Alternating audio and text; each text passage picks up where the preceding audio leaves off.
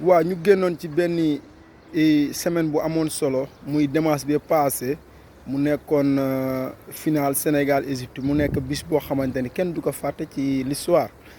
ma jàpp ni aussi réussite boobu noonu nekk na loo xamante ni du réussite un mois mais dañu nekkoon di ci liggéey lu bëri 2017 ba léegi je pense que bi Aliou Cissé jëlee sélection bi ñu mayoon ko temps bu bëri mu ànd ceeg liggéey loolu day wane ne rek aussi population Sénégal amoon na patience ñu amoon ci ay échecs yu bëri ñu amoon ci ay échec mondial ak bi ñu Algérie éliminé aussi Cameroun éliminé wuñ ñu quart de finale ñu ñëwaat confirmé muy 2019 ñu ñëwaat 2022 ñu jël CAN bi kon loolu dafa nekk benn suite bu favorable aussi mun ñu jëkkoon ci classement FIFA ñu jiitu woon ko presque ay 4 ans 3 ans kon loolu dafa wane régularité bi nga xamante ni moom la équipe bu Sénégal bi am mais je pense que aussi loolu buñ ko dee am dafa nekk benn travail ba nga xamante ni fédération bi liggéey na ci tey jii nii bu ma dee ñëw ci li nga xam ni moom moo jëmoon ci compétition bi ren parce que on a mal commencé mais aussi joueurs yi nga xamante ni peut-être ñoo départoon ci premier match yi bu ñu dee xool ñoom ci qualification yi ñoom ñu ci bëri aussi nekk ñu woon ay titulaires mais ils étaient là ñoom ñu maintenir cap bi ba joueurs yi amoon corona ak ñi blessé woon ñëw kon loolu day wane ni Sénégal dafa amoon benn équipe boo xam ne dafa ñëw non seulement pour jouer la Coupe d'Afrique mais ils étaient venus pour gagner la Coupe d'Afrique te loolu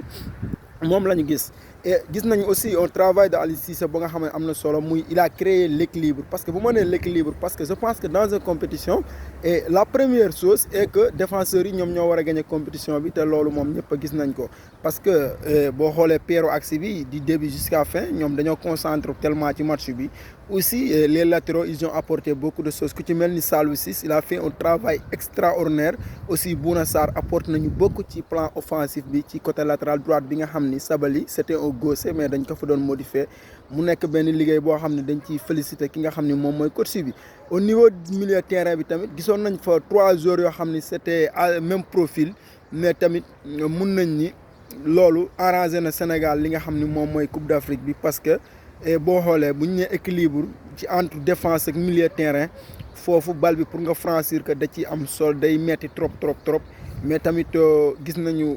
l'éclosion de Pape Gueye dans cette compétition te li ko may loolu yàgg nañu wax Sénégal dafa soxla benn milieu de terrain gaucher mais avec le temps ku mel ni Pape Gueye day liggéey bu ma dee ñëw aussi ci côté latéral ki nga xam ni moom mooy Saliou Ciss nekk koo xamante ni joueur bu am solo la ci CAN bi joueur bu ràññee ko aussi ci CAN bi apporte nañu lu bëri ci le plan offensif mais aussi sans oublier des 2 axes centrales parce que dama gis benn action bu am solo muy contre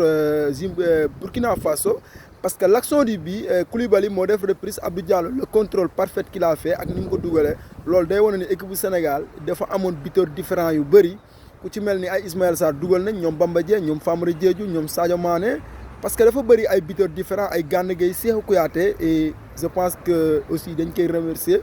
Kouyaté mu def benn CAN bu am solo mais aussi damay ñëw ci cas Gana Gueye parce que boo xoolee Gana Gueye CAN bi ñu bëri ñu ngi doon critiquer peut-être mais Gana Gueye maam da doon jouer je pense que conseil entraîneur parce que il était sur la récupération parce que boo xoolee deuxième ballon yëpp buy ñëw yëpp moom moo koy récupérer Gana Gueye dafa couvrir woon benn secteur défensif bu am solo ci milieu terrain bi aussi ñu ngi ko ci féliciter mais aussi di wax ni comme équilibre défense bi nga xam ni moom la Sénégal créé moom moo ko permettre tey aussi mu jël CAN bi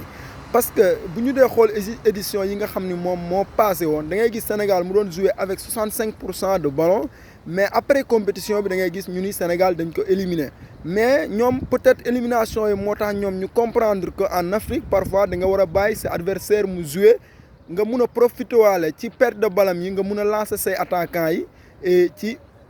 ci contre yu gaaw ku ci mel ni ñoom Sadio Mané parce que boo xoolee tey jii nii contre Burkina Faso comment on a gagné le match parce que match bi boo xoolee Burkina moom ci wàllu secteur offensif bi moom mu ngi ci woon ci wàllu construction mu ngi ci mais boo xoolee deuxième but troisième but Sénégal yëpp ñun dañoo récupérer balu Burkina yi procéder des contre-attaques avec Sadio Mané Ismaïla Sarr comme troisième but bi loolu da wane ni aussi Sénégal non seulement dafa ñëwoon ci CAN bi aussi bàyyiwaale équipe yi pour ñu wane li nga xam ne moom la ñuy indi mais Sénégal tamit comme ni mu doon footballé yeneen CAN yi day ñëw dominer match bi yëpp et par la suite ñoom ñu jël défaite loolu day wane ne aussi loolu expérience bi booy amoon nañ ko parce que expérience boobu lu tax booy am ko bu ñu dee xool équipe yi nga mel ni moom mooy Égypte ay Cameroun lorsqu'ils remportaient les coupes d'Afrique là maam ils se sont focalisés sur les assises défensives yooyu nekkoon na assises yi nga xamante ni dañoo jàppale woon équipe yooyu noonu te yaakaar naa loolu dañ ko trouvé woon ci équipe bi nga xamante ni moom mooy Sénégal mais aussi gis nañ équipe bi nga xam ni moom mooy Égypte ñoom ku nekk ñaari bii la encaissé je pense. kon boo waree remporter coupe d'Afrique da nga war a am ci ay assises défensives mais aussi di remercier coach yi nga xamante ni ñoom ñooy coach préparateur physique yi gis nañ joueurs Sénégal yi am nañu physique trop ci coupe d'Afrique bi parce que loolu li koy firndee boo xoolee but yi nga xam ni moom la Sénégal dugal ci coupe d'Afrique bi yëpp boo xoolee la majeure partie des buts dañ ko dugal ci deuxième mi-temps te deuxième mi-temps dafa nekk lu am solo parce que tey jii imaginez dans une équipe boo xamante ni day dugal premier mi-temps mu koy encaisser deuxième mi-temps loolu moo bon ci football mais équipe buy def match nul premier mi-temps di gagner match deuxième mi-temps loolu amoon na solo moom lañ gisoon ci Sénégal aussi di wax gars yi coupe d'Afrique dafa nekk compétition boo xamante ni tey jii nii bu match yi jeexee du ñu naan kan moo football bu rafet mais parfois kan moo gagné moom la ñuy wax mais gis nañu aussi Sénégal ñëw na ci CAN bi et lu mu indi mooy que ni assise défensive bi nga xam ni Sénégal am na ko je pense que mosu ko am ci Coupe d'Afrique loolu moo ñu permettre tey ñu remporter CAN bi mais tous les joueurs aussi sont concernés de marquer des buts ñu ngi ci xoolee butu Abdou Diallo bi ñu ngi cee xoolee tamit butu Cheikh Kouyaté bi ñu koy xoolee biu Gana Gueye yi yooyu yëpp joueurs yooyu nga xamante ne la dañoo nekk ci registre défensif mais offensivement ñoom contribuer nañ tamit ci goal différence bi nga xam ne moom la ñu am ci cadre bi mais aussi di féliciter waat le coach Aliou Cissé ci liggéey bi nga xamante ni moom def na ko mu nekk liggéey bu am solo je pense que échéance yaa ngi ñëw lu ci mel ni coupe confédération avant ñuy dem mondial ñun dañoo war a dem mondial coupe d'Afrique bi aussi mu ngi ñëwaat kon yaakaar naa benn continuité la boo xamante ni joueurs yëpp dañoo concerné di wax ne aussi trophée bi baax na trop ci askan bi baax na trop ci fédération parce que dañ toogoon lu yàgg mënuñu ko am mais avec le temps dañu war a may entraîneur ñu liggéey temps bi ñu may Aliou Cissé aussi Amara Traoré bu ñu fàttali commencé woon na ko liggéey fii nii mais tamit temps boobu à l'époque on ne croyait pas que africain war na mun a jël ay CAN wala coach bi nga xam ni coach bi sénégalais la war a doon mu war a jël CAN parce que même moi à l'époque j'avais l'idée que pour remporter la Coupe d'Afrique il faut qu'on va chercher des coachs blancs mais avec le temps et la prise de conscience des Africains ñoom dañ leen montrer que ni tamit coach local yi baax na ci solo parce que sa footballu dëkk ki nga xam ni moom ci dëkk bi la juddoo day xam réalité dëkk bi da ci am solo parce que on a vu l'exemple de Lionel Scaloni coach de l'Argentine qui a remporté la Copa América parce que moo nekkoon coach réserve bi ñu jox ko Argentine et dans 2 ans mu perti woon contre Brésil demi-finale mu ñëwaat jël Copa América loolu day wane ne aussi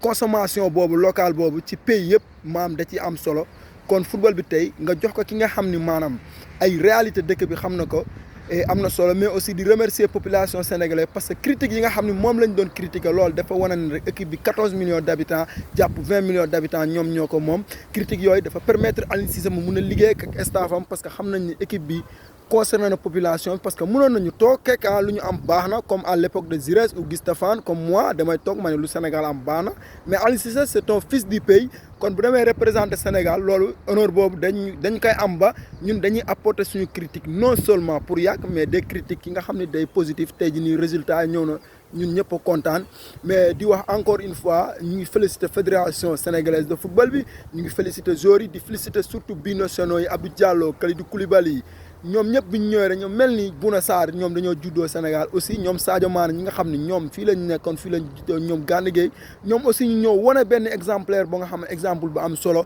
mais aussi di remercier banc bi ñoom Karit Diao Baldé Keita ñoom ñu ñëw di encourager équipe parce que Diao Baldé Keita c'est là que je parle c'est un grand professionnalisme parce que tey jii nii même bu football moom mu ngi resté di encourager joueurs yi loolu am na solo c'est un mental d'équipe et boo xoolee contre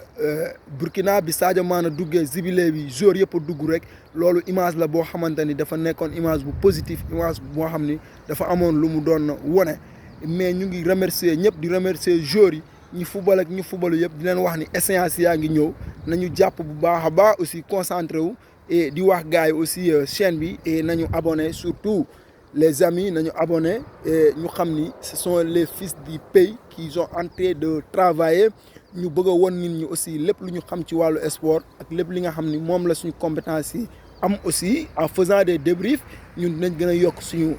tamit expérience ci wàllu domaine sport bi di wax ni boo leen jàppale ngeen seen bopp mais jàppale ngeen fils de Morolan jàppale ngeen fils du Sénégal et ñu ngi remercier ñëpp seen bi nag xam naa gars yi dinañ ci ñëw fan yu néew